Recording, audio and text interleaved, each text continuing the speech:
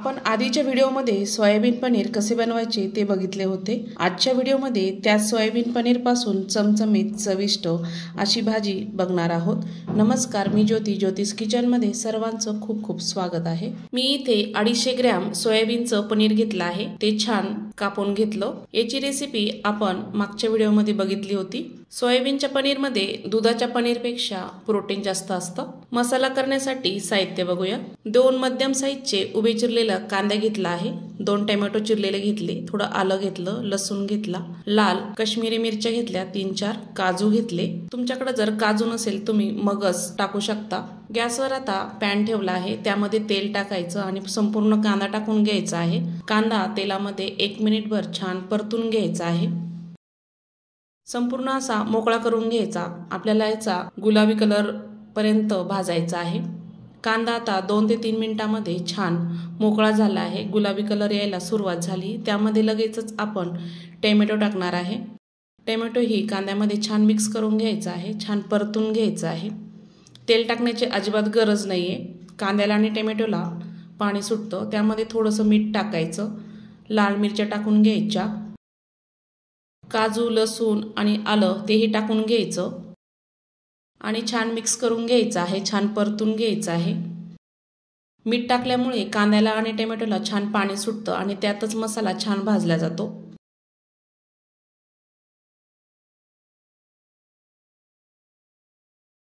छान मिक्स झाला आहे, त्यावर झाकण ठेवायचं। 3 ते 4 मिनिट छान शिजू द्यायचं आहे। 3 ते 4 मिनिटांनंतर चेक करूया। टोमॅटो आणि कांदा छान मऊ झाला आहे। आपला मसाला तयार झाला, छान थंड होऊ द्यायचा आहे। मसाला छान थंड झाला, मिक्सरच्या भांड्यामध्ये टाकून घ्यायचा आहे। सर्व मसाला मी टाकून घेणार आहे। यामध्ये पाणी न घालता आपल्याला याचं वाटण तयार करायचं आहे।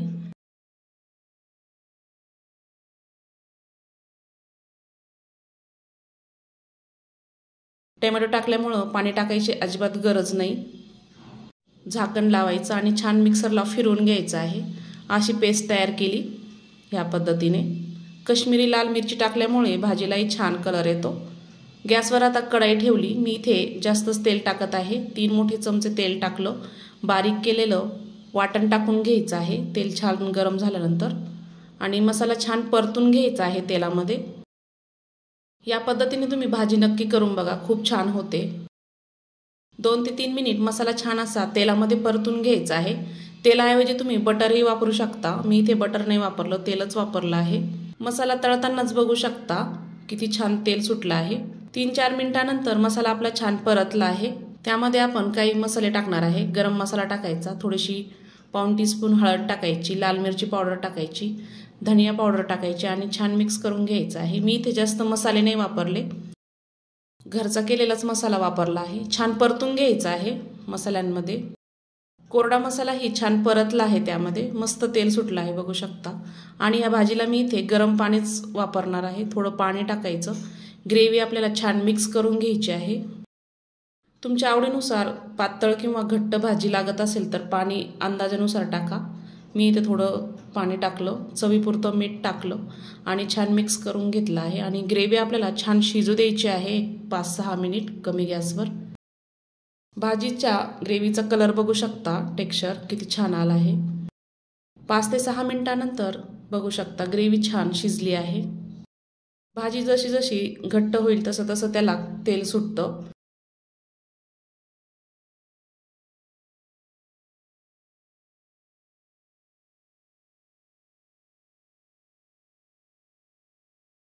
ग्रेव्ही आपली छान तयार झाली, त्यामध्ये पनीर सोडायचे आहे। सर्व पनीर मी यामध्ये टाकून घेतले।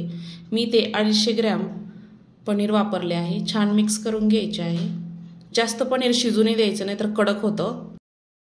2 ते 3 मिनिट ग्रेव्हीमध्ये पनीर छान शिजून घ्यायचं आहे। 2 ते 3 मिनिटांनंतर भाजी आपली छान शिजली। बारीक चिरलेली कोथिंबीर टाकायची। मस्त अशी चविष्ट चमचमीत सोयाबीनची पनीरची भाजी तयार झाली। अशी भाजी नक्की तयार करून बघा, खूप छान होते।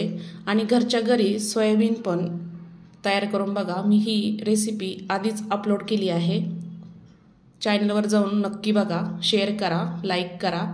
ही रेसिपी आवडली असेल तर नक्की चॅनलला सबस्क्राईब करा, शेअर करा, कमेंट करून सांगा कुठून बघतायत ते. अशा छान छान रेसिपी बघण्यासाठी ज्योतिष किचनला सबस्क्राईब करा, बेल आयकॉनला क्लिक करा, म्हणजे नवीन रेसिपीचे नोटिफिकेशन सर्वात आधी तुम्हाला मिळेल. पुन्हा भेटूया अशा छानशा रेसिपीसोबत. धन्यवाद.